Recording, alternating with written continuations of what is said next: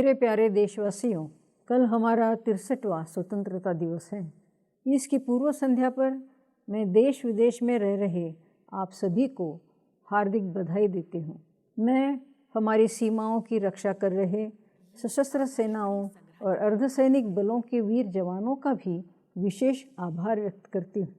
मैं आंतरिक सुरक्षा बलों सहित केंद्र और राज्यों के पुलिस बलों को भी बधाई देती हूँ। हमें स्वतंत्रता एक लंबे और कठिन संघर्ष के बाद मिली। असंख्य महिला और पुरुष औपनिवेशिक दासता से मुक्त होने की आकांक्षा से स्वतंत्रता सेनानी बने। महात्मा गांधी के प्रेरक नेतृत्व ने उन्हें प्रोत्साहित किया तथा सत्य और अहिंसा के सिद्धांतों पर आधारित आंदोलन में उन्होंने अदम्य साहस का प्रदर्शन किया। उन्होंने खुशी खुशी भीषण विपत्तियों का सामना किया, क्योंकि वे केवल यही चाहते थे कि देश आज़ाद हो और देशवासी स्वयं अपने भाग्य के निर्माता बने। इसी निस्वार्थ भावना और बलिदान से ही हमें स्वतंत्रता मिली। मैं अपने देशवासियों का आह्वान करती हूँ कि आइए हम अपने महान नेताओं, शहीदों, स्वतंत्रता सेनानियों और उन सभी के प्रति श्रद्धा और गहरा सम्मान व्यक्त करें जिन्होंने स्वतंत्रता आंदोलन में भाग लिया और हमें एक संप्रभु राष्ट्र सौंपा।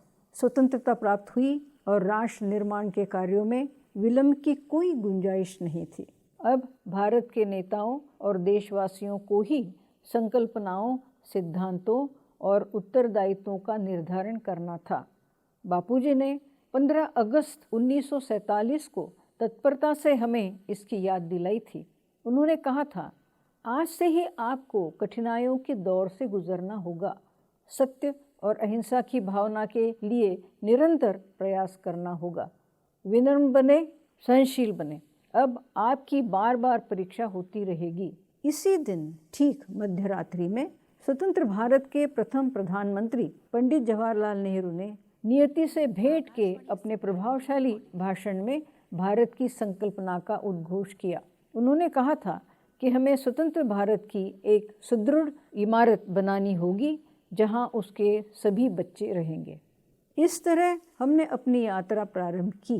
भारत को एक सुदृढ़ आधार देने के लिए जो 4 स्तंभ जरूरी रहे हैं और रहेंगे, वे हैं लोकतंत्र, समावेशी आर्थिक विकास, सामाजिक सशक्तिकरण और हमारे सभ्यतागत धरोहर पर आधारित मूल्य। इनमें से प्रत्येक का अपना महत्व है और एक स्थिर और प्रगतिशील राष्ट्र के लिए ये समान रूप से मजबूत होने चाहिए। इस वर्ष 15वें आम चुनाव संपन्न हुए। 5 चरणों में हुए। इन चुनावों में देश के दूर दराज क्षेत्रों के प्रत्येक मतदाता के पास पहुंचने का प्रयास किया गया। इतना ही नहीं, जहां केवल एक मतदाता था, वहां भी उस एक मतदान के लिए प्रबंध किए गए। प्रत्येक नागरिक के मत का महत्व है और सबको साथ लेकर चलना लोकतंत्र का एक अहम हिस्सा है। जनादेश के अनुसार नई सरकार ने अपना कार्यभार संभाला। चुनावी प्रक्रिया ने लोकतंत्र के प्रति पूरे देश के लोगों के दृढ़ विश्वास की पुष्टि की। इसने एक बार फिर यह साबित कर दिखाया कि विश्व का सबसे बड़ा लोकतंत्र वास्तव में एक परिपक्व लोकतंत्र है। हम गौरवान्वित हो सकते हैं कि हम लोकतंत्र की मशाल को इस तरह आगे ले जा रहे हैं कि आज लोकतंत्र की अवधारणा और भारत अभिन्न बन गए हैं। यदि हम प्रत्येक नागरिक को संसद और विधानसभाओं के लिए प्रतिनिधि चुनने के लिए पूर्ण अवसर प्रदान करते हैं, तो यह सुनिश्चित करना हमारा परम कर्तव्य बनता है कि चुनावों के बीच की अवधि में भी उनकी बात सुनी जाए। प्रत्येक संसद सदस्य लगभग 13 लाख से भी अधिक मतदाता वाले निर्वाचन क्षेत्र का प्रतिनिधित्व करता है। यह संख्या कुछ राष्ट्रों की आबादी से भी ज़्यादा है। इससे उन पर यह बड़ी जिम्मेदारी आ जाती है कि वे उन लोगों की आकांक्षाओं का प्रतिनिधित्व करें जिन्होंने उन्हें चुना है। उनका यह पूरा दायित्व है कि वे लोगों के कल्याण और राष्ट्र की प्रगति के लिए कार्य करें। साथ ही लोगों की आकांक्षाएं भी बढ़ती जा रही हैं, क्योंकि वे अधिकारों के प्रति ज़्यादा जागरूक हो रहे हैं और बेहतर अवसर चाहते हैं। लोग चाहे वे गांवों में हो या शहरों में, उन्हें निर्धारित सुविधाएं और सहूलतें सुचारू रूप से तभी मिल पाएगी यदि शासन व्यवस्था प्रभावी हो, जटिल न हो और जो अधिक पारदर्शी व जवाबदेह हो। जब कल्याणकारी योजनाओं के लिए रखा गया धन भ्रष्टाचार द्वारा ले लिया जाता है तो इससे आक्रोश होता है। सरकार की स्वास्थ्य से लेकर बुनियादी शिक्षा, रोजगार से लेकर सामाजिक आर्थिक ढांचे के विस्तार तक व्यापक और महत्वपूर्ण योजनाएं हैं। लोगों के जीवन पर सकारात्मक प्रभाव पैदा करने के लिए उनका उच्च स्तर तक कार्यान्वयन करना होगा। इसलिए लोगों के जीवन में बदलाव लाने और जन सेवाओं को प्रभावी ढंग से प्रदान करने के लिए शासन को सुधारने पर बल देना जरूरी है। प्रशासकों को लोगों की आवश्यकताओं के प्रति सचेत होना चाहिए। उनका कार्य एक जन सेवा है तथा निष्ठा, समर्पण और ईमानदारी उनके कार्य की पहचान होनी चाहिए। इस वर्ष मानसून भी सामान्य से कम रहा। इससे कृषि और जल की उपलब्धता प्रभावित हुई है। हमें इस स्थिति का सामना करने के लिए तैयार रहना होगा। सरकार इससे निपटने के लिए सभी संभव कदम उठा रही है। सरकार H1N1 इन्फ्लुएंजा को नियंत्रित करने के लिए भी आवश्यक प्रयास कर रही है। इन क्षेत्रों में सरकार के प्रयासों एवं विकास प्रक्रिया में सहयोग के लिए नागरिकों को आगे आकर योगदान देना चाहिए। यह कार्य सार्वजनिक निजी साझेदारी, गैर सरकारी संगठन, सामुदायिक समूह या स्व-सहायता समूहों के माध्यम से ही किया जा सकता है। जो नागरिक अपने कर्तव्यों और सामाजिक जिम्मेदारियों के प्रति जागरूक रहता है, अनुशासन बनाए रखता है, स्वच्छता और साफ सफाई जैसी अच्छी आदतों को अपनाता है, प्राकृतिक संपदा के प्रति सम्मान रखता है और पर्यावरण के सरोकारों के प्रति संवेदनशील है, वह किसी भी राष्ट्र के सबसे मूल्यवान संपत्ति होता है। प्यारे देशवासियों, हमारी निरंतर लोकतांत्रिक विश्वसनीयता और सतत आर्थिक प्रगति जो हमारे कठिन परिश्रम से प्राप्त हुई है, इससे भारत की प्रतिष्ठा बढ़ी है। विश्व मंदी के प्रभावों से निपटने के लिए हमें अपनी अर्थव्यवस्था को संभालना तो होगा ही, साथ ही अपने विकास की उच्च गति को भी बनाए रखने का प्रयास करना होगा। हमारा घरेलू बाजार विशाल है और हमारे पास अर्थव्यवस्था को आगे बढ़ाने की शक्ति है। हम जिन क्षेत्रों में क्षमता साबित कर चुके हैं उन पर तथा देश भर में बुनियादी सुविधाओं के निर्माण और ग्रामीण विकास पर ध्यान देने के साथ साथ विकास के नए क्षेत्रों का विस्तार करने का निरंतर प्रयास करना चाहिए। हमें भावी विश्व के लिए तैयार रहना चाहिए, जिसकी रूपरेखा नव परिवर्तनों, तकनीकी और उद्यम भावना से तैयार होगी। भारत ज्ञानपूर्ण अर्थव्यवस्था, सूचना प्रौद्योगिकी और उससे जुड़े क्षेत्रों में अग्रणी भूमिका निभा रहा है। हम विश्वासपूर्व भविष्य का सामना करने के लिए तैयार हैं, लेकिन हमें इसमें कोई शिथिलता नहीं बरतनी चाहिए। विकास में जब तकनीकी का प्रयोग किया गया तो इससे भारत में विशाल बदलाव आए हैं।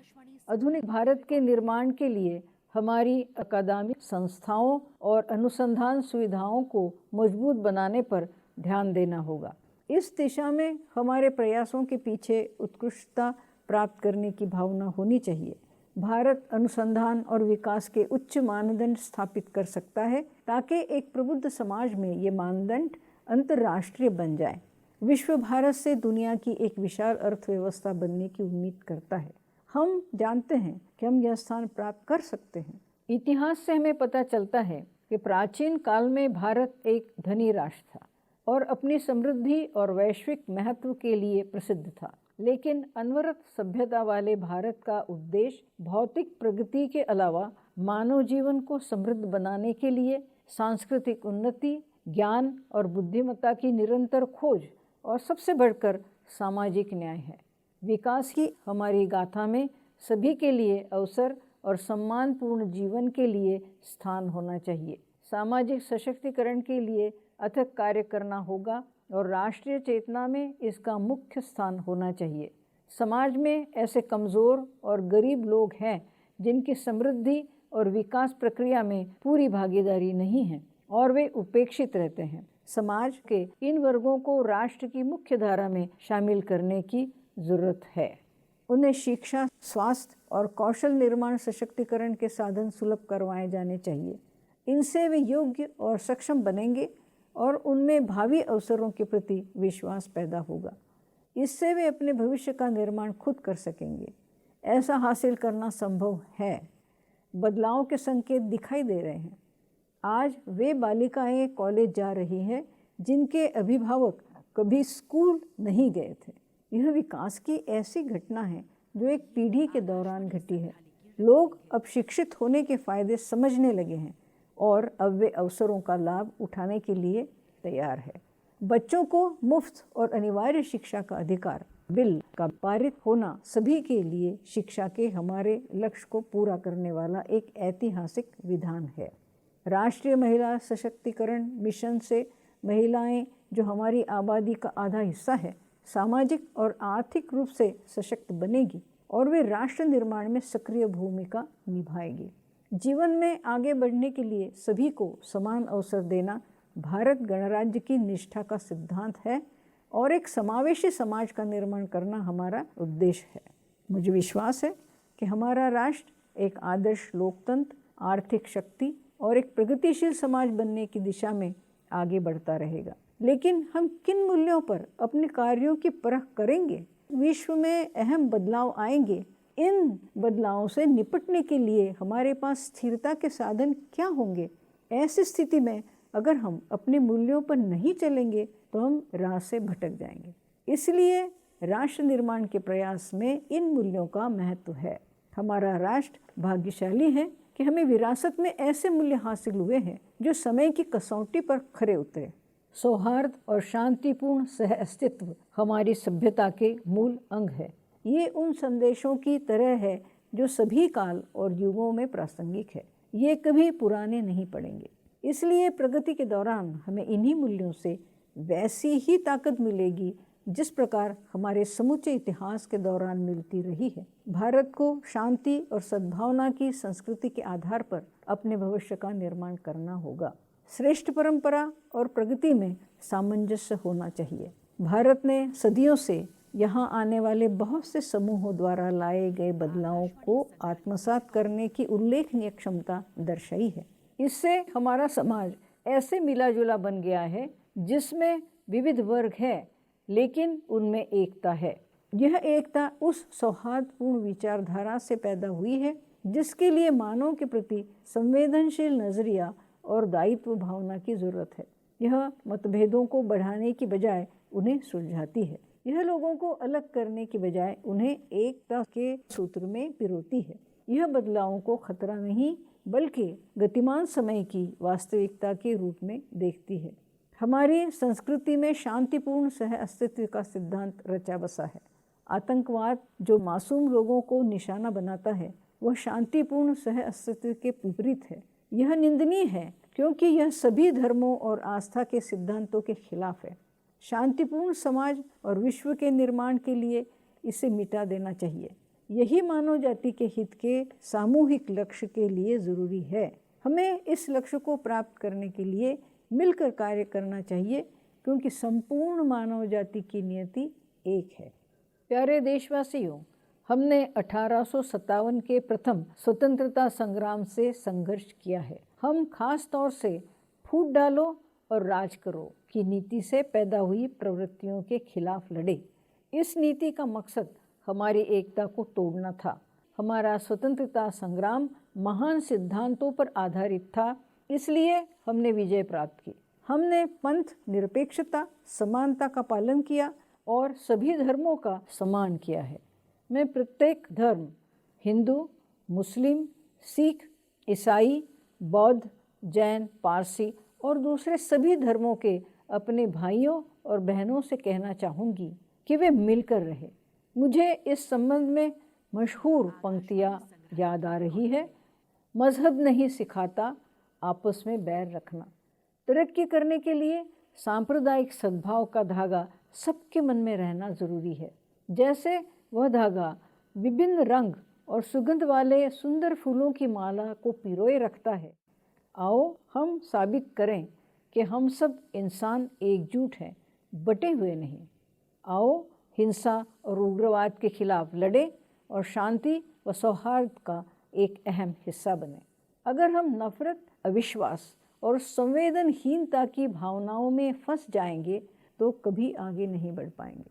आइए अपने और अपनी भावी पीढ़ियों के लिए भारत को सुदृढ़, संगठित और प्रगतिशील बनाएं तथा शांतिपूर्ण विश्व का निर्माण करें। अंत में मैं इन शब्दों में दिए गए संदेश का उल्लेख करना चाहूँगी। आपके संकल्प एक जैसे हो, आपके हृदय एक हो, आपके विचार संगठित हो, ताकि सभी सौहार्दपूर्ण ढंग से एक रह सके। मैं एक बार फिर सभी देशवासियों को स्वतंत्रता दिवस की शुभकामनाएं देती हूँ। जय हिंद।